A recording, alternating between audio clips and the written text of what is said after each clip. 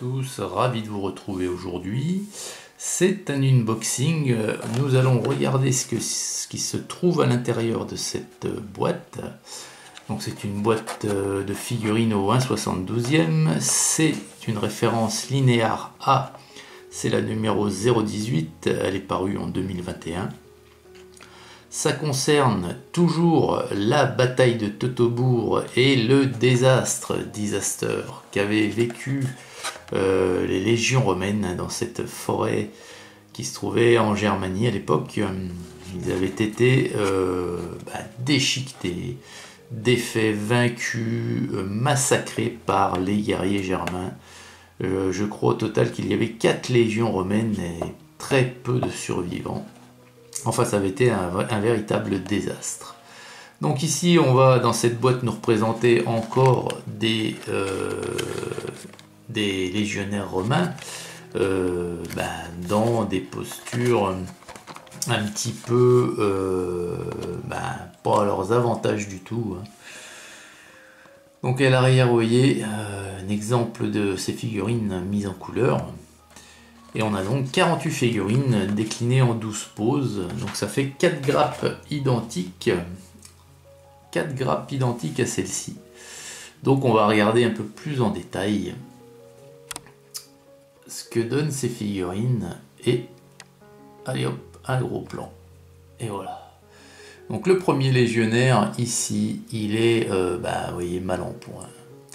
Il est presque à terre, il tient plus que sur un bras, il a une lance plantée dans les côtes. Donc ça doit quand même gêner, sous l'aisselle comme ça. Il a son glaive encore à la main, mais on a l'impression qu'il essaye de parer encore un coup qui va arriver. Donc la pose est plutôt très symbolique ici.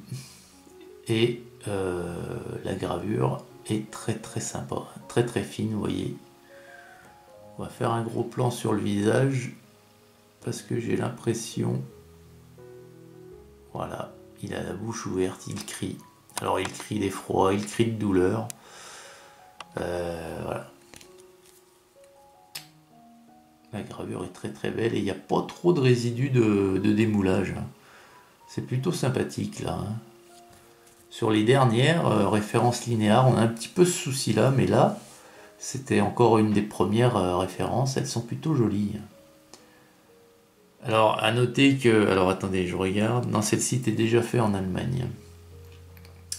Alors la seconde figurine, c'est encore un légionnaire, donc lui il est debout, il a son pilum qui porte sur son bouclier, donc on voit qu'il est aux aguets, il n'est pas au contact, mais on voit qu'il observe, il est un petit peu en arrière de la bataille pour le moment. Et là encore, la gravure est superbe. Donc le pilum est super bien fait. Le casque traditionnel des légionnaires se reconnaît superbement bien également. Et la gravure est tip top encore. Ensuite à côté on a le porte-aigle, donc le porte-emblème, c'était un légionnaire, alors il avait peut-être un grade quand même, il était très important celui-ci, c'est-à-dire que si lui tombait, il fallait ramasser l'aigle pour que l'aigle soit tout le temps porté pendant la bataille, il ne soit jamais à terre et surtout jamais perdu ou volé. Et bien sûr pendant cette bataille, les aigles, enfin certains aigles avaient été dérobés par les Germains, donc là c'était la honte suprême. Alors on voit qu'il a un uniforme richement décoré avec plein de détails. L'aigle est, ma foi, très bien rendu, voilà. Et à l'arrière, voilà, c'est toujours fait comme ceci. Voilà. Toujours bien fait, toujours bien rendu. La figurine la plus à droite, la prochaine figurine à sa droite, c'est la première figurine double que l'on va voir. Donc c'est un légionnaire romain qui est en très mauvaise posture, puisqu'il va se faire égorger par un guerrier germain. Donc le légionnaire est au sol. Le guerrier germain lui tient la tête, l'épée sous la carotide, Et ça va bientôt être la fin pour le légionnaire. Alors on va faire un gros plan sur le guerrier germain. Au niveau du visage, ouais, c'est bien fait, hein. Les muscles, la peau, regardez, c'est bien fait également. C'est plutôt pas mal du tout. Plutôt pas mal du tout.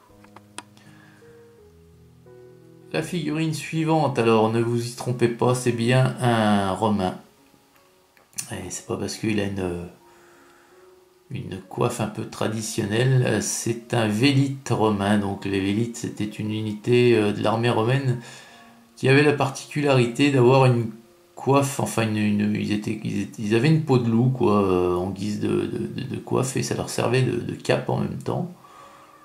Donc c'était une particularité de cette unité. Donc il a perdu son glaive lui par contre. Ah non, son glaive est dans le fourreau, pardon.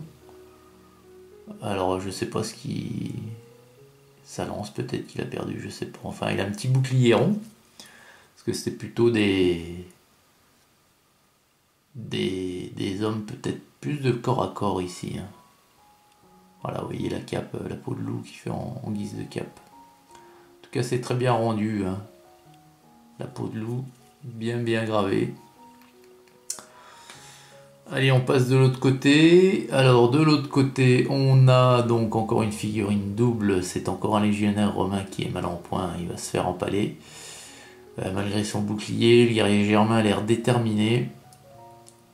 C'est un barbu. La coupe traditionnelle des guerriers germains. Et la gravure est toujours tip top. Toujours très peu de résidus. Dans cette grappe est vraiment une réussite. En tout point. La figurine d'à côté, c'est encore un légionnaire au sol, donc ils sont souvent représentés comme ça dans cette boîte pour bien coller parfaitement au thème, hein, le désastre de la forêt de Teutobourg, hein, tout simplement. Voilà. Le légionnaire d'à côté, alors il a un casque qui n'est pas le même que les autres. Il est plus petit son casque. Il est armé d'un pilum, toujours également à l'affût, aux aguets, il observe avec fatalisme ce qui va se passer. Il y a une cape également. Voilà. Et puis la dernière figurine, la plus à droite de cette grappe, donc c'est encore une figurine double. Et là, pour une fois, on a un légionnaire romain qui va quand même... qui va rendre justice. Le guerrier germain est très mal en point, il va se faire... il va se prendre un coup d'épée, quoi. Voilà, un coup de glaive. Alors le légionnaire le tient par les cheveux, afin de lui lever un petit peu la tête pour laisser apparaître sa belle petite gorge, qui va saigner. Voilà. Non, alors franchement, c'est une référence de chez Linear qui colle parfaitement avec le thème qu'elle annonce. C'est très parlant, très parlant. Alors c'est violent, hein, c'est des scènes qui sont violentes. Hein, surtout, on peut les rendre encore plus violentes dans la façon de peindre. Sincèrement, très belle référence de chez Linear ici. Je sais pas ce que vous en pensez, mais voilà, tip top. Et bien voilà les amis, cet unboxing se termine.